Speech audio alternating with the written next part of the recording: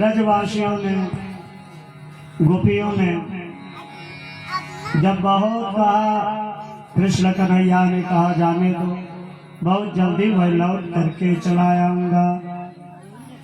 गोपियां रोती रही और कृष्ण कन्हैया बाल बालों को साथ में लेकर के, मित्रों को साथ में लेकर के बैलगाड़ी पर सामान लाद करके बहुत सी भेंट सामग्री मामा जी को देने के लिए कृष्ण कन्हैया नंद बाबा ने ले लिया और लेकर के चल दिए मथुरा की यात्रा पर। अब आगे जब चलने लगे तो मित्रों ने कहा कि भैया आप बताए होते तो अच्छा कपड़ा हम लोग सिलवा लेते और अच्छा कपड़ा पहन लेते, तुमने तो बताया नहीं और जल्दी जल्दी में यात्रा हो गई।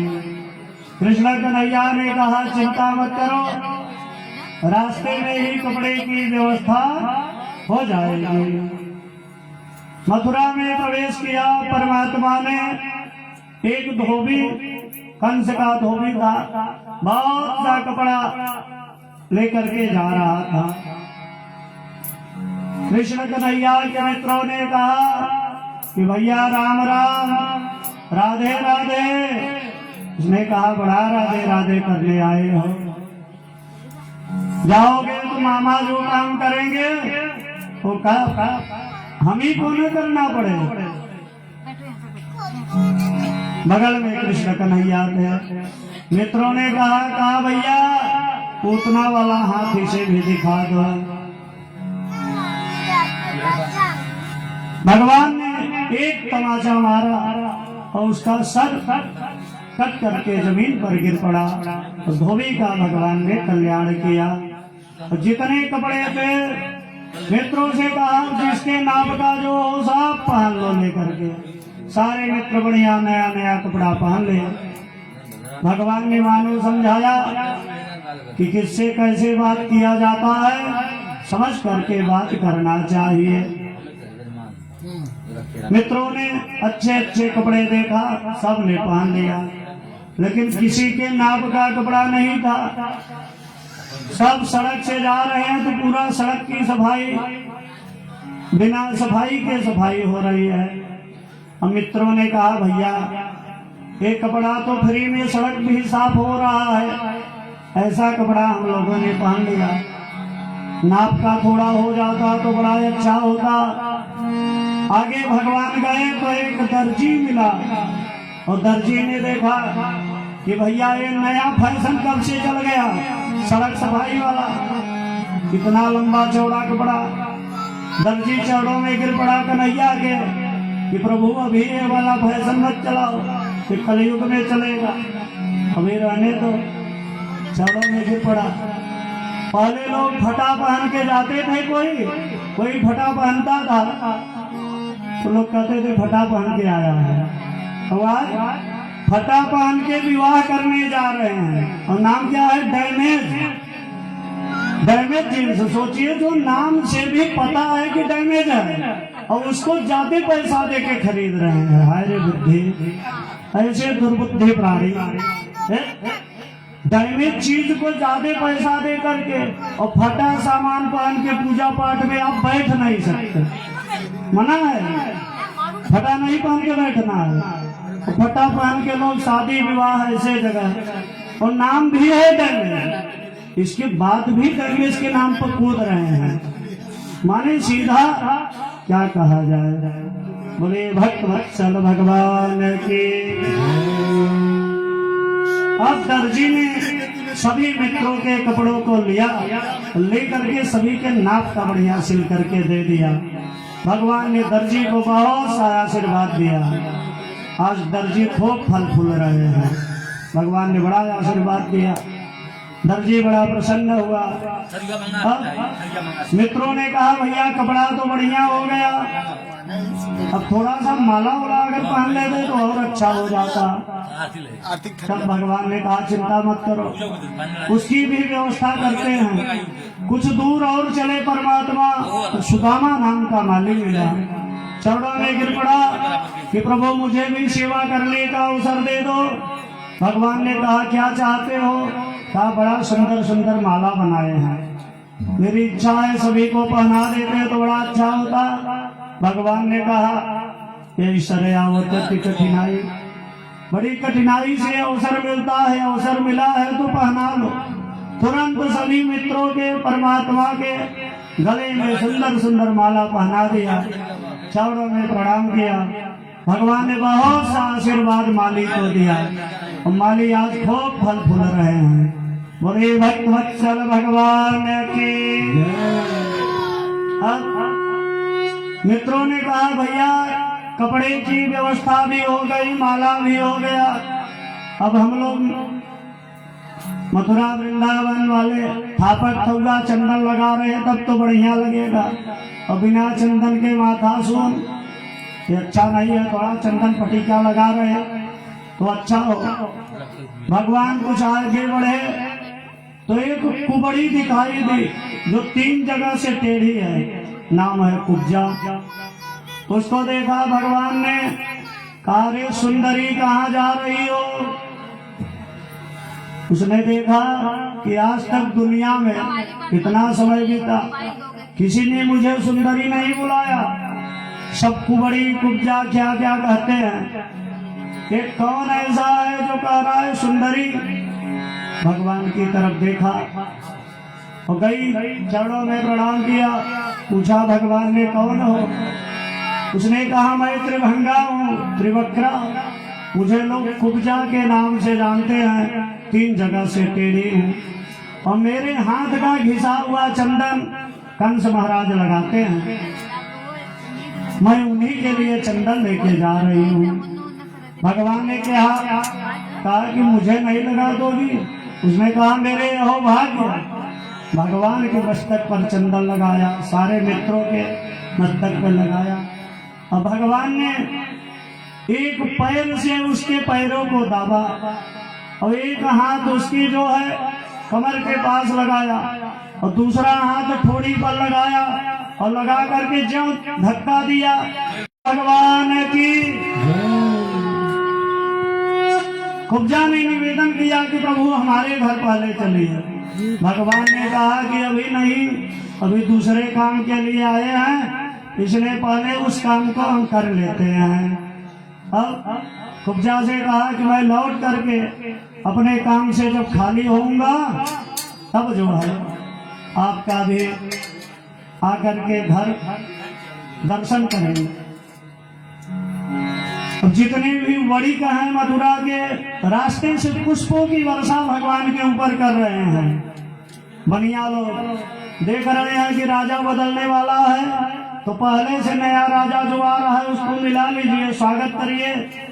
उन लोगों को पता है कि राजा बदल जाएंगे तो गड़बड़ होगा, इसलिए बनने वाला राजा के ऊपर पहले से अपना स्थान बना लो।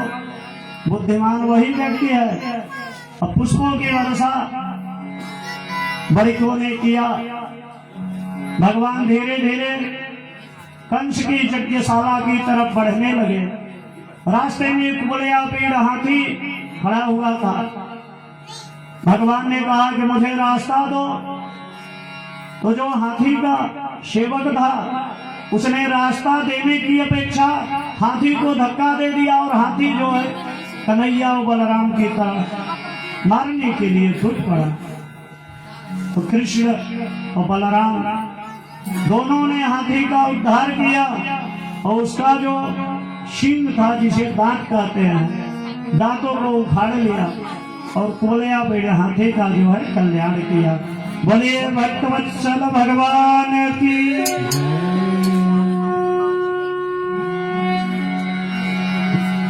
महाराज आगे बढ़े तो बहुत बड़े बड़े पहलवान हाथी दांत फेंकने लगे।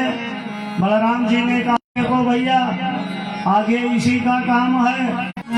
देखा और देख करके कन्हैया और बलराम को ललकारा कि आओ तो दो हाथ मुझसे हो जाए। भगवान ने कहा मैं माखन मिश्री खाने वाला, लड़ाई झगड़ा करना क्या जाने। ने कहा बड़े माखन मिश्री खाने वाले आए हो, इतने बड़े बड़े हमारे मित्र गए थे, हमारे भाई गए थे, सबको आप लोगों ने मार डाला। कन्हैया बलराम ने कहा कि कोई शक्तिशाली नहीं था, सब मरे मराए तूने यहीं से भेजे थे, सब मुर्दा थे, मैंने तो बस छुआ, बस करते हो तुम कन्हैया मेरा नाम हो रहा है, मैंने नहीं मारा, सब मरे पहले से गए थे, कोई शक्तिशाली था ही नहीं। लेकिन तुम लोगों को जरा सा भी लाज है, शर्म है, इतने बड़े बड़े पहलवान हो, हम लोग छोटे छोटे तो बराबर के। तो मुश्तिक ने कहा कि अभी अभी जिस हाथी का वध किए थे, जानते हो कितना शक्तिशाली था? तो नहीं पता, 10,000 हाथियों का बल उसमें अकेले था, उसी से युद्ध करने के लिए कूद पड़े। भगवान ने दोनों का उद्धार किया। मंच पर एक विशाल काल धनुष रखा हुआ था, गए और तुरंत उस धनुष को उठाया परमात्मा ने, वो धनुष टूट गया, बड़ा भयंकर आकाश में आवाज हुआ, धनुष टूट गया। ये धनुष महाराज परशुराम ने कंस को प्रदान किया था, तपस्या किया, परशुराम जी की सेवा किया, प्रसन्न होके दे दिए। कहा प्रभु मुझे वरदान दीजिए, मुझे आशीर्वाद दीजिए कि मेरी मृत्यु न हो। परशुराम जी ने कहा ऐसा नहीं होगा। तो कहा कि अगर मृत्यु हो तो भगवान के हाथों मेरी मृत्यु हो। परशुराम जी ने कहा कि ये बात ठीक है। तो कहा कि लेकिन मुझे पता कैसे चलेगा कि मानव ने मारा कि भगवान ने मारा? परशुराम जी ने धनुष दिया और कहा कि परमात्मा के सिवा इस धनुष को कोई तोड़ नहीं सकता, और जो धनुष को तोड़ सकता है तुझे छोड़ नहीं सकता। अब गारंटी पत्र गायब हो गया, धनुष टूट गया। कहा कि युद्ध बंद करा दो, मेला बंद करो। इतने में भगवान बड़ी फुर्ती से कूद करके भगवान उसके सिंहासन के पास पहुंच गए, और जहां पर कंस बैठा था, देवकी मैया का केस पकड़ के खींचा था ना, भगवान ने उसका केस पकड़ा और पकड़ करके उठा करके जमीन पे पटक दिया, उसके प्राण पखेरु उड़ गए और कंस का कल्याण हो गया। बोले भक्तवत्सल भगवान की, लक्ष्मी नारायण भगवान की। अब कंस का उद्धार हो गया। जितने भी लोग थे सैनिक आदि सबने चरणों में प्रणाम किया। भगवान गए और जाकर के अपने माता पिता को बंधन से मुक्त किया, जेल खाने से निकाला, माता पिता के चरणों में प्रणाम किया कि मैया मैं क्या करूं, मैं विवश था, आप लोगों की सेवा नहीं कर पाया, रक्षा नहीं कर पाया, इतना दिन आप लोगों को कष्ट प्राप्त हुआ। विधाता सोचिए, परमात्मा के माता पिता हैं तो जेल में हैं, भगवान अपने माता पिता के विधान को नहीं बदल पाए, प्रारब्ध। और जब परमात्मा की कृपा हुई, बंधन से मुक्त किया, माता पिता के चरणों में प्रणाम, माता पिता की सेवा करने लगे। अब हुआ कि कृष्ण और बलराम का यज्ञोपवीत नहीं हुआ है, इसलिए यज्ञोपवीत हो जाना चाहिए। सांदीपनी गुरु के आश्रम में गए, वहां पर 64 दिन में 64 विद्याओं का अध्ययन किया। यज्ञोपवीत आदि संस्कार परमात्मा के संपन्न हुए हैं। अब जब चलने लगे, गुरुदेव के चरणों में प्रणाम किया और कहा कि अब जो इच्छा हो गुरु दक्षिणा मुझसे आप बताइए। गुरुजी ने कहा कि गुरु माता से पूछ लो क्या दक्षिणा चाहिए। गुरु माता ने कहा कि मेरा बच्चा समुद्र में डूब करके मर गया है, उसी को आप ला करके वापस कर दीजिए, क्योंकि मुझे पता है आप परमात्मा हो, आप सब कुछ कर सकते हो। भगवान ने कहा ठीक है। भगवान समुद्र के पास गए। एक असुर रहता था समुद्र में, शंखासुर, उसका परमात्मा ने कल्याण किया। उसके पास नहीं निकला बच्चा, अब परमात्मा ने देखा, यमराज के पास गए और यमराज के पास जाकर के यमराज से कहा। यमराज ने बड़ी आवा भगत किया, भगवान का पूजा अर्चन बंदन किया। इसके बाद भगवान ने कहा कि मेरा गुरुपुत्र आपके पास आया हुआ है, उसके कर्मों के ऊपर ध्यान मत दीजिए, उसने कैसा कर्म किया है। तुरंत ही गुरुपुत्र को ले आइए। यमराज जी ने गुरुपुत्र ला करके दिया, तो चरणों में प्रणाम किया, बहुत सी भेंट सामग्री परमात्मा को दिया और दर्शन देने की कामना की। इसी प्रकार से दास के ऊपर कृपा करके कभी कदा दर्शन दे दिया करिए। बोले भक्तवत्सल भगवान की।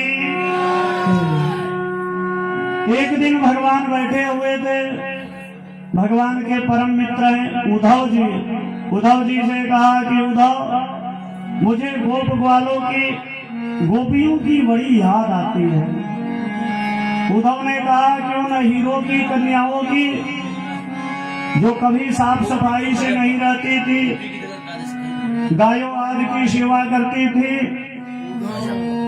भगवान ने कहा कि तुझे वो समझ में आ रहा है, गोपियां जो हैं, गोपियों ने जो हमें प्रेम दिया, जो हमारी सेवा किया, इतना सुख मुझे यहाँ पर नहीं मिल रहा है।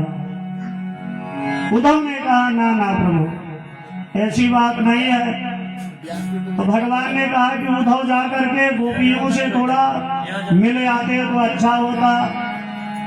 उद्धव ने कहा मैं जाऊंगा, ज्यादा दिन नहीं रुकूंगा, मैं जाऊंगा, तुरंत दर्शन करके आपका समाचार देके मैं लौट आऊंगा। भगवान ने कहा ठीक है जाओ। उद्धव गोपियों से मिलने के लिए चल दिए। भगवान ने काला कमली जो था उसको जो है उड़ा दिया, उड़ा करके कहा कि काली कमली ओढ़ के जाओ, तभी गोपियां तुमसे बात करेंगी, तुझे देखेंगी। और अगर काली कमली ओढ़ के नहीं गए तो गोपियां बिना काली कमली वाले को किसी को देखती नहीं है।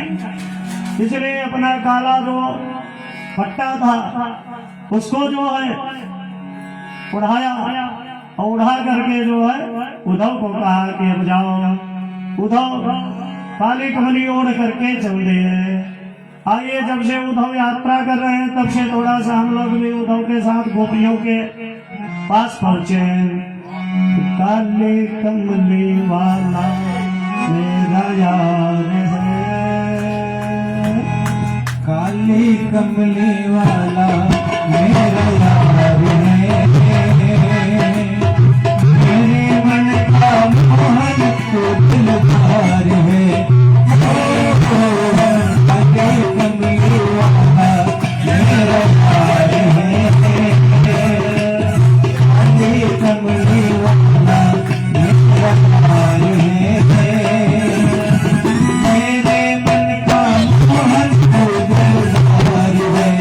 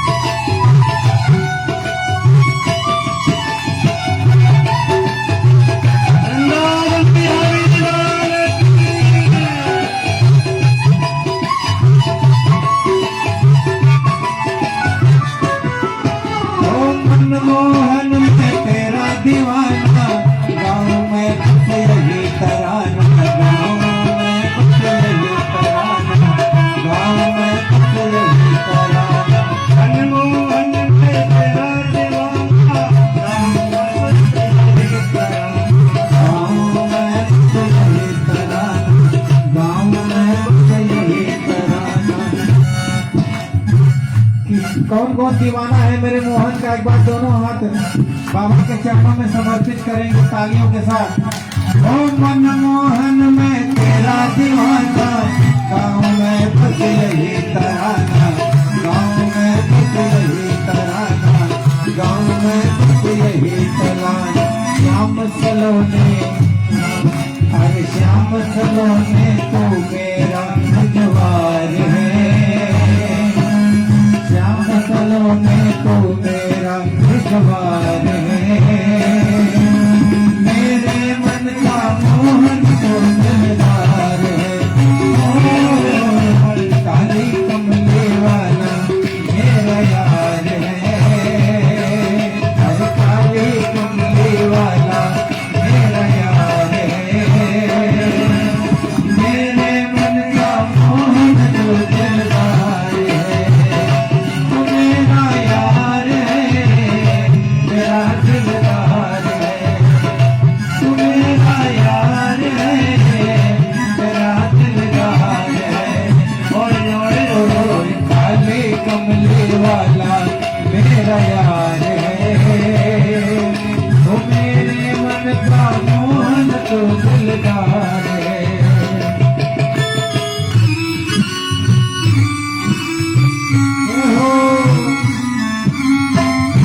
बोले भगवत भगवान की।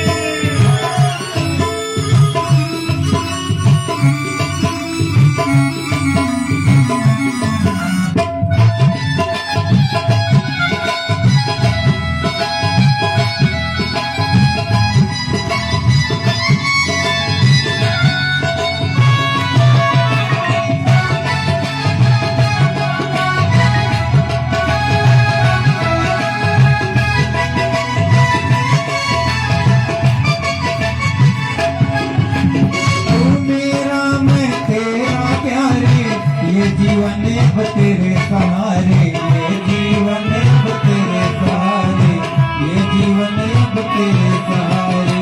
ओ मेरा मैं तेरा प्यारे, ये जीवन अब तेरे सहारे, ये जीवन अब तेरे सहारे, ये जीवन अब तेरे सहारे। तेरे हाथ में, हाँ तेरे हाथ में इस जीवन की पतवार है,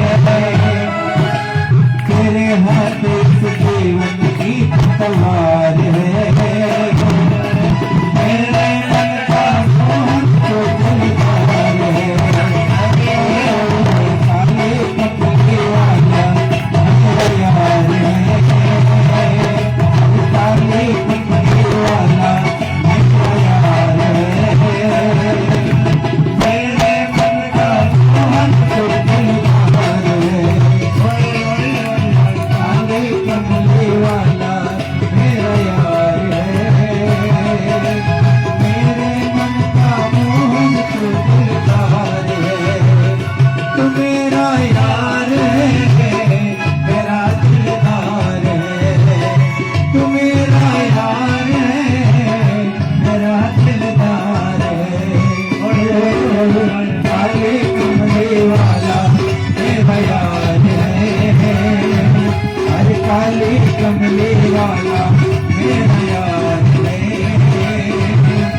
मेरे मन का मोहन तो दिलदार है, ओ काले कमले वाला मेरा यार है। मेरे मन का मोहन तो दिलदार है, ओ मेरे मन का मोहन तो दिलदार है। बोलिए काली कमली वाले की। गोपियों के पास उद्धव जी पहुंचे। गोपियों ने जब काली कमली देखा तब गोपियां पास में आई। उद्धव जी अपना ज्ञान विज्ञान बताने लगे। गोपियों ने कहा, उद्धव ये ज्ञान किसको सुना रहे हो? उद्धव ने कहा, मन को भगवान में लगाओ, उसी से तुम्हारा कल्याण होगा। संसार में कोई किसी का नहीं है।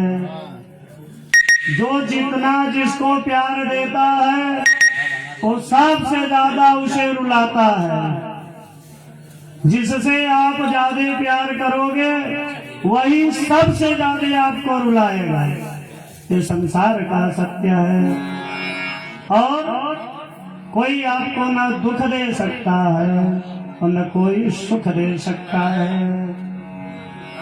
काहू न को सुख दुख कर दाता, काहू न को सुख दुख कर दाता, निज कृत कर्म भोग सब भाता, निज कृत कर्म भोग सब भाता। कोई आपको न तो सुख दे सकता है न दुख दे सकता है। गोपियों ने कहा अखिया हरि दर्शन की प्यासी रे, अखिया हरि दर्शन की प्यासी, अखिया हरि दर्शन की प्यासी, अखिया हरि दर्शन की प्यासी, अखिया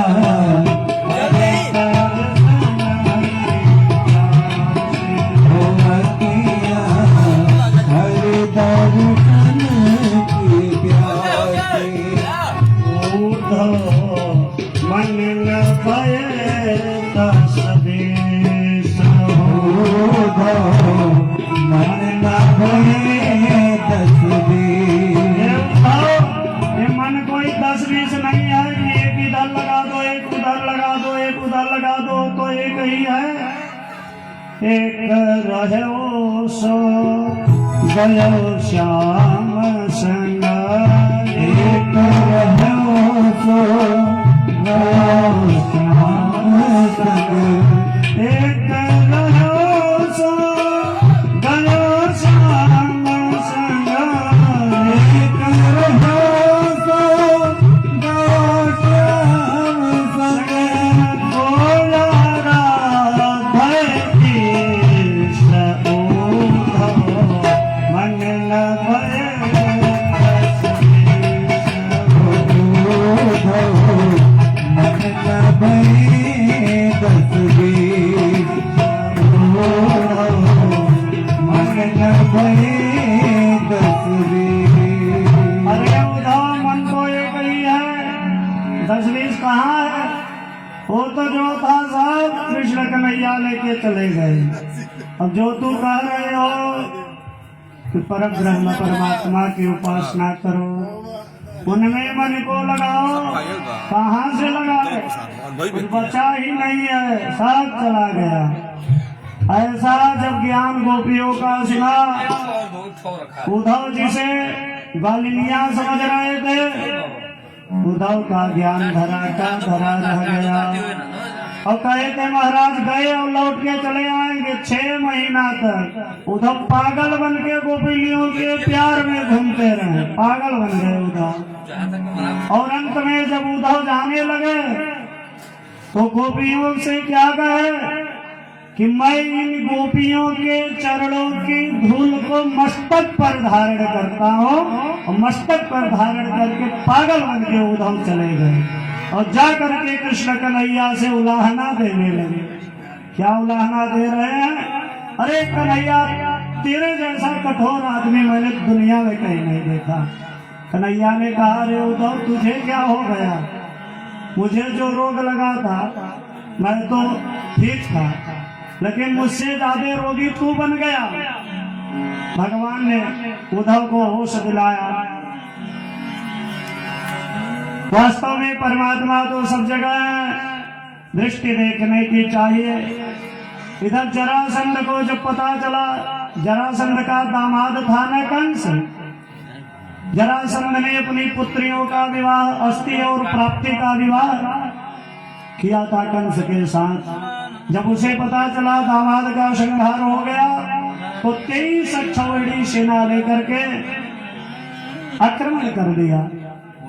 हमारा सारी सेनाओं का कृष्ण और बलराम जी ने संहार किया और इसको छोड़ दिए।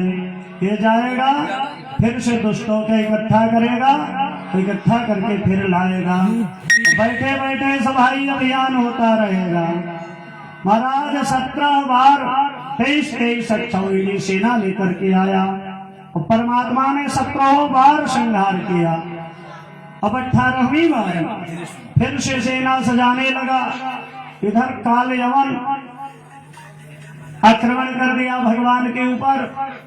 अब भगवान काल यवन ने पीछा किया तो भगवान युद्ध छोड़ करके भाग गए। और परमात्मा का एक नाम पड़ा रण छोड़। बोलिए रण छोड़ भगवान की। और भगवान भाग करके एक गुफे में प्रवेश किए और पीछे पीछे काल यवन आवा और उस गुफा में महाराज मुस्कुंद महाराज शयन कर रहे थे। और भगवान गए और जा करके अपना काली कमली मुस्कुंद के ऊपर डाल दिया। और पीछे से जब पहुंचा काल यवन तो उसे लगा कि कृष्ण कन्हैया यहीं पर आकर के मेरे डर के कारण ये चद्दर ओढ़ के सोया हुआ है। और पहुंचा और पैरों से काल यवन ने प्रहार किया। मुस्कुंद जी की निद्रा टूटी और उन्होंने ज्यों देखा काल यवन को, काल यवन भस्म हो गया। क्योंकि मुस्कुंद जी को निद्रा प्राप्त करने का वरदान उन्होंने मांगा था और भगवान ने कहा था कि तुम्हारी निद्रा में जो विघ्न डालेगा आपकी दृष्टि मात्र से जल करके राख हो जाएगा। उसका कल्याण किया भगवान ने। अब की बार 18वीं बार फिर से जरासंध ने सेना इकट्ठा किया और इकट्ठा करके फिर से आक्रमण करने की तैयारी किया। भगवान ने अपने जितने गोपी ग्वाल जितने थे मथुरा वाले सबको लेकर के द्वारिका में स्थान दे दिया, सबको द्वारिका में पहुंचा दिया। और इस बार जरासंध ने घर पर पंडित जी लोगों को बुला करके पूजा बैठा दिया। और इस बार कहा कि अगर मैं हार गया तो फिर समझ लीजिए आप लोगों का भी कल्याण हो जाएगा। अब बेचारे पंडित जी लोग लगे भजन करने। एक तो दक्षिणा का सवाल और दूसरी जिंदगी का सवाल। पापी आदमी क्या कर दे, भगवान को याद करने लगे। भगवान ब्राह्मणों के लिए हार गए युद्ध और युद्ध छोड़ करके भगवान भाग गए। बार प्रभु दीन वत्सल भगवान की। भगवान ने ब्राह्मणों की विजय कराई। इतने दीनानाथ दिन वत्सल करुणा निधान परमात्मा है। ब्राह्मणों की लाज रखा भगवान ने। तो ब्राह्मण अगर सच्चे धर्म से, मन से, कर्म से कोई भी यज्ञ अनुष्ठान किसी के लिए प्रारंभ कर दे तो उसका पूर्ण होगा ही, क्योंकि परमात्मा की विशेष कृपा है। यह जग में अद्भुत प्रसंग है, मम द्विज एक विशेष अंग है। भगवान ने कहा कि शरीर में जिस प्रकार से सभी अंग होते हैं उसी प्रकार से प्राणियों में ब्राह्मण मेरा एक विशेष अंग है, उसके ऊपर मेरी विशेष कृपा है। अब जरासंध विजयी हो गया और भगवान द्वारिका में पहुंच गए।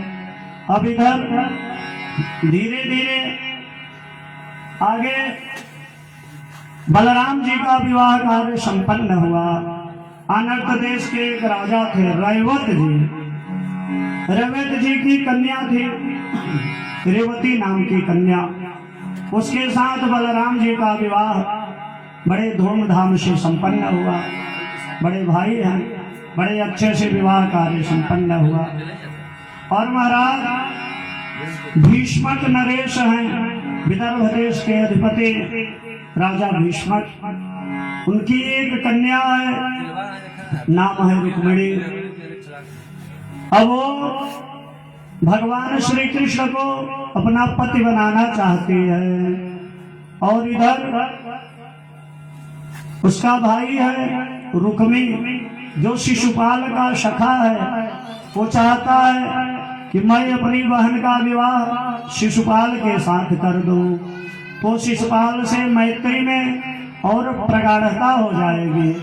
क्योंकि अभी तक तो मित्रता है, और अगर बहन का विवाह कर देंगे तो रिश्तेदारी भी हो जाएगी, तो और प्रगाढ़ता हो जाएगी। तो माता पिता और किसी को पता नहीं चला, और रुक्मी गया और जाकर के शिशुपाल से विवाह पक्का कर आया। और आया और पिताजी से कहा कि पिताजी, मैंने रुक्मिणी का विवाह पक्का कर दिया है। पिताजी ने कहा किसके साथ?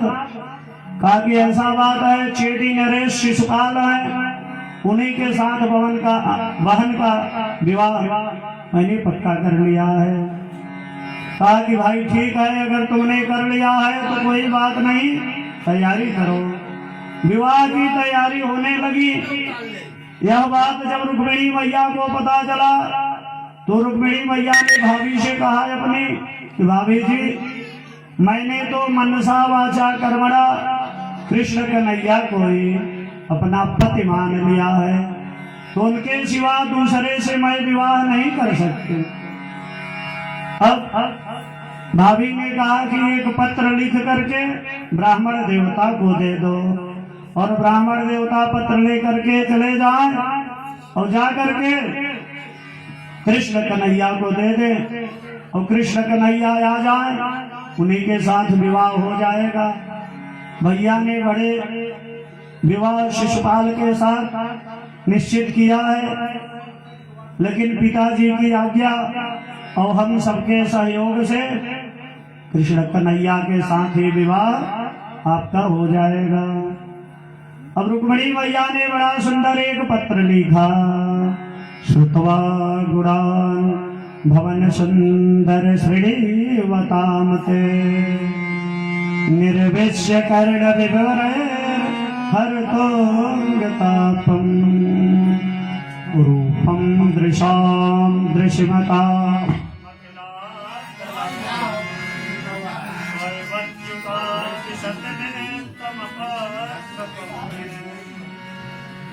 भगवत्सल भगवान की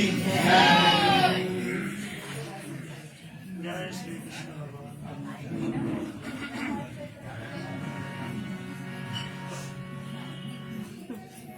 थोड़ा सा लाइट आ जाए तब विवाह कराओ। विवाह धूमधाम से, अब लाइट वाला जनता है सिस्टम चल जावा।